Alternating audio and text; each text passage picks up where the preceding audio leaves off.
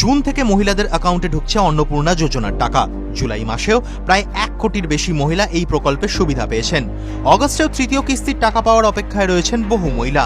কারা এই টাকা পাবেন, কারা বাদ পড়বেন, সেই নিয়ে জল্পনা বাড়ছে। রাজ্য সরকার স্পষ্ট জানিয়ে দিয়েছে, শুধুমাত্র যোগ্য আবেদনকারীদেরই তৃতীয় কিস্তির টাকা দেওয়া হবে। সরকারি সূত্রে খবর, রাজ্য জুড়ে এখনো আবেদনকারীদের নথি যাচাইয়ের কাজ চলছে। অঙ্গনওয়াড়ি কর্মীরা বাড়ি বাড়ি গিয়ে আবেদনকারীদের নথি মিলিয়ে দেখছেন। বিশেষ করে যারা এখনো পর্যন্ত কোনো কিস্তির টাকা পাননি বা যাদের আবেদনের ক্ষেত্রে অতিরিক্ত যাচাই প্রয়োজন, তাদের নথি পুনরায় পরীক্ষা করা হচ্ছে।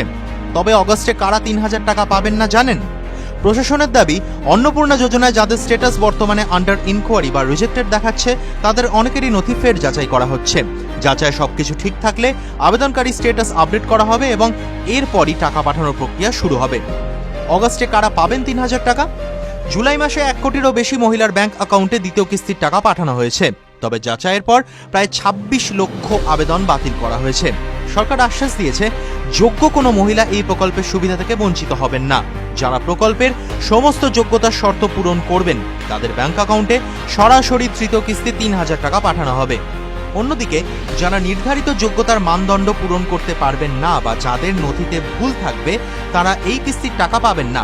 অর্থাৎ ভেরিফিকেশনের পরও যদি দেখেন আপনার অ্যাকাউন্টে টাকা ঢোকেনি বা আপনার স্ট্যাটাস রিজেক্টেড দেখাচ্ছে, তাহলে বুঝতে হবে অন্নপূর্ণা যোজনার টাকা আপনার অ্যাকাউন্টে ঢুকবে না। অন্নপূর্ণা যোজনায় আবেদন গ্রহণ শুরু হয়েছে জুন থেকে, অর্থাৎ আবেদনের সময়সীমা 90 দিন। অগস্ট পর্যন্ত আবেদন করা যাবে। সরকারি সূত্রে জানা গিয়েছে 30শে অগস্ট পর্যন্ত নথি যাচাইয়ের কাজ চলবে। কিভাবে দেখবেন অন্নপূর্ণা স্ট্যাটাস?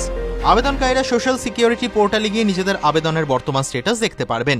স্ট্যাটাস দেখার জন্য আবেদনকারীর নাম, আধার নম্বর, মোবাইল নম্বর দিতে হবে। মোবাইলে আসা ওটিপি দিয়ে লগ ইন করলেই স্ট্যাটাস দেখা যাবে। কোন স্ট্যাটাসের কি অর্থ? আন্ডার ইনকোয়ারি মানে হচ্ছে এখনো নথি যাচাই চলছে। যদি দেখায় আন্ডার প্রসেসিং, মানে আপনার আবেদন প্রক্রিয়ার মধ্যে রয়েছে। পেমেন্ট প্রসেসিং দেখালে বুঝতে হবে আবেদন অনুমোদিত হয়েছে, ব্যাংক অ্যাকাউন্টে ঢুকবে ৩,০০০ টাকা।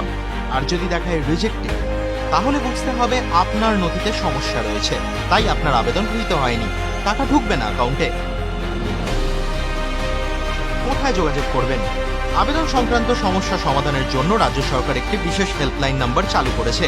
Helpline number 8282082820। সময় হচ্ছে সোমবার থেকে শনিবার সকাল 9টা থেকে সন্ধ্যা 6টার মধ্যে।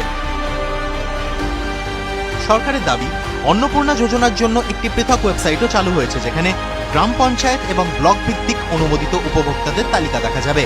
রাজ্য সরকারের আবেদন, সমস্ত আবেদনকারী যেন দ্রুত নথি যাচাইয়ের কাজ সম্পূর্ণ করেন এবং নিয়মিত নিজেদের আবেদন স্ট্যাটাস চেক করেন। TV9 Bangla digital.